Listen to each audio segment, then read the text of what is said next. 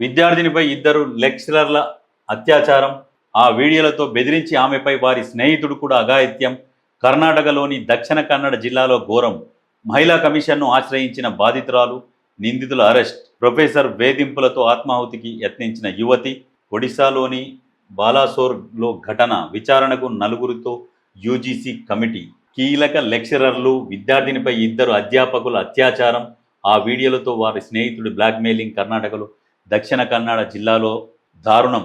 విద్యార్థినిపై ఇద్దరు లెక్చరర్లు వారి మిత్రుడు అత్యాచారానికి పాల్పడి బ్లాక్మెయిల్ చేస్తున్నారు. కర్ణాటకలోని దక్షిణ కన్నడ జిల్లా మూడబెదరలో ఈ దారుణం జరిగింది. బాధితురాలు తల్లిదండ్రుల సాయంతో మహిళా కమిషన్ను ఆశ్రయించడంతో నిందితులపై పోలీసులు చర్యలు చేపట్టారు. మూడబిదెదరలోని ఒక ప్రతిష్టాత్మక కళాశాల physics lecturer Narendra, biology lecturer సందీప్లతో పాటు వారి మిత్రుడు అనూప్ను మంగళవారం బెంగళూరు మారతహల్లి పోలీసులు అరెస్టు చేశారు. పోలీసుల తెలిపిన వివరాల మేరకు ఫిజిక్స్ లెక్చరర్ నరేంద్ర బాధిత విద్యార్థినికి నోట్స్ ఇచ్చే విషయంలో సహకరించాడు.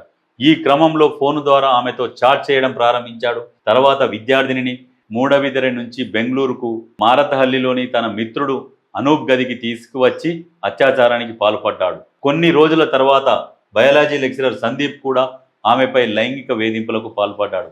ఆమె వ్యతిరేకించడంతో నరేంద్రతో కలిసి ఉన్న ఫోటోలు, వీడియోలు తన వద్ద ఉన్నాయని బెదిరించాడు. అతను కూడా బాధితురాలిని అనూప్ గదికి తీసుకెళ్లి అత్యాచారం చేశాడు. కొన్ని రోజుల తర్వాత అనూప్ కూడా నరేంద్ర సందీప్లో తన గదిలోకి వచ్చినప్పుడు రికార్డ్ అయిన సీసీ ఫుటేజీలు బయట పెడతానంటూ బాధితురాలిని బెదిరించి అనూప్ కూడా ఆమెపై అత్యాచారానికి పాల్పడ్డాడు. ముగ్గురు నుంచి వేధింపులు తీవ్రం కావడంతో బాధితురాలు విషయాన్ని తల్లిదండ్రులకు తెలిపి మహిళా కమిషన్ను ఆశ్రయించారు. కమిషన్ సూచన మేరకు మరాతల్లి పోలీసులకు ఫిర్యాదు చేయడంతో ముగ్గురు నిందితులను అరెస్టు చేశారు. ముగ్గురు నిందితులు చదువు చెప్పాల్సిన ఫాల్తు. వీళ్ళని ఏమంటారంటే, ఇంకా మనం ఇంట్లో బూతులు అంటే కటింగ్లు అవుతాయి, ఇబ్బంది అవుతాయి. ఇటువంటి వాళ్లకు ఎటువంటి శిక్షలు వేయాలి అంటే, వీళ్ళు దేని చూసుకొని అయితే ఎగిరి దేనితోనైతే ఆ అమ్మాయి జీవితం నాశనం చేసిర్రో ఆ పైప్ కట్ చేయాలి. పైప్ కట్ చేసి హోల్ పెట్టాలి. ఈ కొడుకులకు కుక్క పెట్టేసి తీసుకుపోయి జైళ్ళల్లో నీగ్రోలు, సుడాన్ వాళ్ళు డ్రగ్స్ కేసులు అరెస్ట్ అయ్యి జైళ్ళల్లో మగ్గుతుంటారు. నెలల తరబడి, సంవత్సరాల తరబడి మగ్గుతున్న జైళ్ళల్లో ఈ కొడుకులను తీసుకుపోయి అనలేయాలి. మళ్ళీ ఆ జైల్లో తీసుకుపోయి మళ్ళీ వాళ్ళే వేరే జైళ్ళల్లో ఉన్నప్పుడు మార్చి ఆ జైళ్ళల్లో వేస్తుంటే వీళ్ళైతే ఏ రకమైతే దాడికి ఒడిగట్టిరో వీళ్ళ మీద ఆ దాడి చేస్తారు వాళ్ళు. ఆ రకంగా చేసి ఈ కొడుకులకు అట్లాంటి శిక్షలు వేసి లాస్ట్కు బయటికి తీసుకొచ్చి నడి రోడ్డు మీద బట్టలు ఇప్పి ఘాట్లు పెట్టి కారం చల్లుకుంటా తిప్పుకుంటా కొట్టి లాస్ట్కు ఉరిశిక్ష వేయాలి. ఏందిరా మీరు చదువు చెప్పాలి అంటే, ఇప్పుడు కాలేజీ అంటే మీరు ఎట్లా ఉన్నారు, వాళ్ళ కాలేజీ పిల్లలు, వాళ్ళకు మీరు చదువులో ఏదో ఇచ్చి ఫోన్ నెంబర్లు తీసుకొని చాట్ చేసుకుంటా. అందుకనే పిల్లల తల్లిదండ్రులు కూడా, ఆడపిల్లల తల్లిదండ్రులు ముఖ్యంగా ఏంటంటే వాళ్ళ ఫోన్ల మీద ఫోకస్ పెట్టాలి. ఎప్పుడు ఏం జరుగుతున్నది ఏంది వాళ్ళకు తెలియని స్టేజ్లో ఉంటారు వాళ్ళు.